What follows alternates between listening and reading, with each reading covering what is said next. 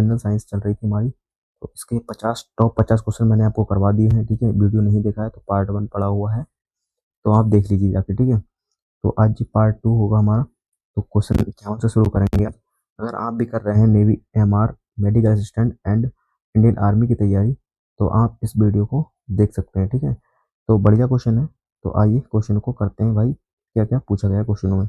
तो जो आज है क्वेश्चन 51 से करेंगे। ठीक है, तो क्वेश्चन नंबर हमारा 51 है। पूछा गया है क्वेश्चन में, प्रकाश वर्ष किसका मात्रक है। ठीक है, तो प्रकाश वर्ष मेरे भाई वो दूरी का मात्रक हो जाएगा, बिल्कुल करेक्ट उत्तर। ठीक है, तो अगला क्वेश्चन है हमारे पास 52, कोशिका का नियंत्रण केंद्र क्या होता है। तो कोशिका का जो नियंत्रण केंद्र होता है मेरे भाई वो नाभिक होता है। ठीक है, न्यूक्लियर। ठीक है, ये हो जाता है करेक्ट उत्तर इसका। अगला क्वेश्चन है 53, मानव शरीर की सबसे बड़ी कोशिका कौन सी है। तो मानव शरीर की जो सबसे बड़ी कोशिका है ये अंडाणु है। ठीक है, अगला क्वेश्चन है मेरे भाई यहाँ पे, पित्तरस किस अंग में बनता है। ठीक है, जो पित्तरस होता है, ठीक है, जो खाने को पचाने का काम करता है मेरे भाई, यहाँ पर खाने को तोड़ने का काम करता है, ये कौन सा होता है, यकृत में हमारा बनता है, लीवर में बनता है मेरे भाई। ठीक है, अगला क्वेश्चन है पसीना ग्रंथि किस प्रकार की ग्रंथि है। ठीक है, तो बाह्यस्रावी ग्रंथि है, यानी कि जो पसीना होता है हमारा ये बाहर शरीर के निकलता है। ठीक है, त्वचा के द्वारा हमारे, आपको पता होगा।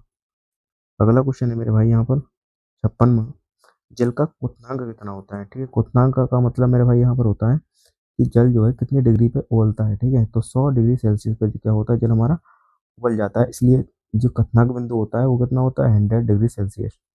ठीक है, अगला क्वेश्चन है जल का हिमांक बिंदु कितना होता है। हिमांक बिंदु मतलब जमना। ठीक है, तो जम तो कितने पे जाता है, 0 डिग्री पे जम जाता है मेरे भाई। ठीक है, आपको क्लियर हो रहा होगा यहाँ से। अगला है हमारे पास, अम्ल वर्षा का मुख्य कारण क्या है। ठीक है, तो हमारे पास SO2 है। ठीक है, सिल्वर सिल्वर ऑक्साइड। ठीक है, ये हमारे क्या हो जाता है, अम्ल वर्षा का कारण हो जाता है। अगला है हमारे पास, स्टेनलेस स्टील किसका मिश्र धातु है। ठीक है, तो स्टेनलेस स्टील होती है, वो किसका मिश्र धातु है। ठीक है, मतलब मिश्रण पूछा है भाई यहाँ पर। तो लोहा प्लस क्रोमियम प्लस निकेल का ये क्या होता है, मिश्रण होता है भाई। ठीक है, ये आपको ध्यान रखना है। अगला है हमारे पास, तांबा का रासायनिक प्रतीक क्या है। तो तांबा जो होता है इसको कॉपर बोलते हैं हम लोग, तो इसे किससे नोट करते हैं, Cu का प्रतीक हो जाता है मेरे भाई। ठीक है, देखो प्रतीक से एक क्वेश्चन तय है सारी चीजों का। देखो जितनी भी धातु हैं, गैस है, इनसे हमका पूछा जा सकता है। ठीक है, तो आपको मैं बताऊंगा, अगर एक क्लास लेके आऊंगा आपके लिए, जिनके सारे प्रतीक एक क्लास में करवा दूंगा, तो आपको दिक्कत नहीं होगी। ठीक है, चलते हैं भाई अगले अगले क्वेश्चन की ओर। तो कॉपर का आपको याद रखना है Cu होता है। तो चलते हैं अगले क्वेश्चन की ओर। भाई अब हम 61 से शुरू करेंगे यहाँ से। तो जो क्वेश्चन हमारा है 61 है, सोना का रासायनिक प्रतीक क्या है। सोना, सोना का मतलब सोना नहीं, ये धातु है हमारा मतलब एक। ठीक है, तो सोना जो होता है हमारा आभूषण बनवाते हैं सोने का, वो ये यू हो जाता है। ठीक है, ये यू हो जाता है इसका। ठीक है, तो अगला की ओर चलते हैं। 62 है, सबसे भारी धातु कौन सी है। ठीक है, तो ऑस्मियम सबसे भारी धातु हो जाती है भाई। ठीक है, करेक्ट उत्तर। अगले की ओर चलते हैं। ओम का नियम किससे संबंधित है। तो धारा से ये संबंधित हो जाता है ओम का नियम। ठीक है, तो V बराबर होता है I × R मेरा भाई, ये ओम का नियम होता है मेरा भाई। ठीक है, ये क्या हो जाता है, यहाँ से ओम का नियम हो जाता है। ठीक है, आपको याद रखना, इस पे इस सूत्र पे क्वेश्चन भी बन जाता है अपना, ध्यान रखना है आपको। न्यूटन का तीसरा नियम क्या है। ठीक है, तो न्यूटन का तीसरा नियम जो है मेरे भाई, क्रिया प्रतिक्रिया का नियम है। ठीक है, जितना बल आप किसी चीज पे लगाएंगे उल्टा आप पे उतना ही बल लगाएगी, ये क्रिया प्रतिक्रिया का नियम कहलाता है। ठीक है, जैसे बंदूक से निकली गई गोली, जैसे ही बंदूक चलाते हैं हम लोग, जैसे ही उसको ट्रिगर दबाएंगे उसका, ठीक है, जैसे ही गोली निकलेगी तो उतना ही झटका पीछे की ओर देगी वो। ठीक है, तो ये क्रिया प्रतिक्रिया का उदाहरण हो जाता है। ठीक है, तो अगले क्वेश्चन की ओर चलते हैं। क्वेश्चन जो है हमारा 65, ध्वनि की चाल सबसे अधिक किसमें होती है। तो भाई ध्वनि की जो सबसे अधिक चाल होती है वो ठोस में होती है। ठीक है, करेक्ट हो जाएगा उत्तर। विद्युत चुंबक में कोर किसका होता है। ठीक है, तो विद्युत चुंबक जो होता है वो कोर जो होता है किसका होता है, लोहे का होता है मेरे भाई। ठीक है, करेक्ट उत्तर हो जाएगा। तो अगले क्वेश्चन की ओर चलते हैं। सबसे बड़ा अंग कौन सा है। ठीक है, तो मानव शरीर का सबसे बड़ा अंग कौन सा है, त्वचा है। ठीक है, अंग की बात करेंगे। सबसे बड़ी ग्रंथि पूछ लेता कौन सी है, यकृत है, लीवर है। ठीक है, चलते हैं अगले की ओर। हड्डियों की मजबूती के लिए कौन सा खनिज आवश्यक है।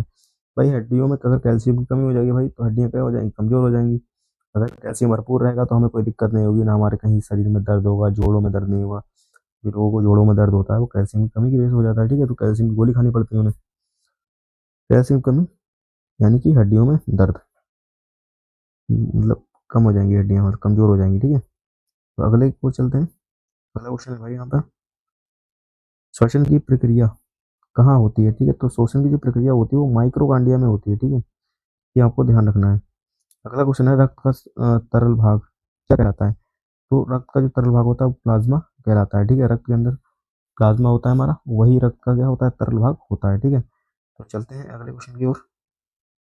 अगला क्वेश्चन जो रहेगा अपना वो 75 हो, 75 क्वेश्चन आज के वीडियो में हम लोग करेंगे। तो आइए, क्वेश्चन 71 है, इसमें पूछा गया भाई 71 में लाल रक्त कणिकाओं का जीवन काल कितना होता है? ठीक है, तो आरसीबी का जो है, आरबीसी जीवन, और रेड ब्लड सेल आरबीसी का जो जीवन काल होता है वो 120 दिन होता है, आपको याद में रखना है। ठीक है, अगला क्वेश्चन है, श्वेत रक्त कणिकाएं किससे लड़ती हैं? संक्रमण से। यानी जो हमारा शरीर का सिपाही होता है क्या होता है? श्वेत, यानी डब्ल्यू, ठीक है, WBC। ठीक है, वाइट ब्लड सेल। ठीक है, ये जो होता है ये हमारे शरीर का सिपाही होता है।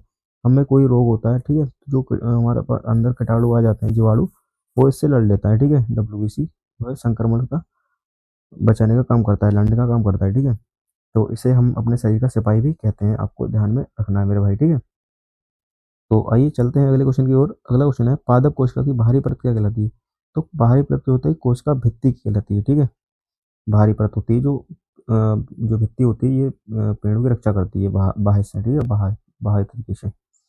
तो अगला जो है हमारे पास, जीवाणु किस प्रकार के जीव हैं? जीवाणु जो होते हैं मेरे भाई वो एक कोशिकीय होते हैं, ये आपको ध्यान में रखना है। ठीक है, एक कोशिकीय जीव होता है। ठीक है, तो चलते हैं अगली क्वेश्चन, हमारा लास्ट क्वेश्चन रहेगा आज, एड्स। ठीक है, तो एड्स जो होता है भाई, एड्स किस वायरस से होता है? ठीक है, ये HIV नामक वायरस होता है, इससे ये हो जाता है। ठीक है, आपको ये पता है ये यौन संबंध से फैलता है। ठीक है, तो आज के ये 25 क्वेश्चन हमने कर लिए हैं। अगर क्वेश्चन अच्छे लगे हों तो एक प्यार सा कमेंट वीडियो के आगे छोड़ दीजिए, और इस क्वेश्चन की अगर आपको PDF चाहिए पूरी की पूरी, ये मैं आपको टेलीग्राम चैनल पर दे दूंगा। और टेलीग्राम चैनल का जो हमारे नाम है वो है मैथ्स भाई जितेंद्र भैया। ठीक है, ये टेलीग्राम का लिंक मैं वीडियो के डिस्क्रिप्शन में डाल दूंगा, आप वहाँ से टेलीग्राम से ज्वाइन हो सकते हैं। ठीक है, तो मिलते हैं अगले वीडियो में, जब तब तक के लिए जय हिंद, टाटा बाय बाय। वीडियो अच्छी लगी तो लाइक, चैनल को सब्सक्राइब जरूर करें। Thank you very much.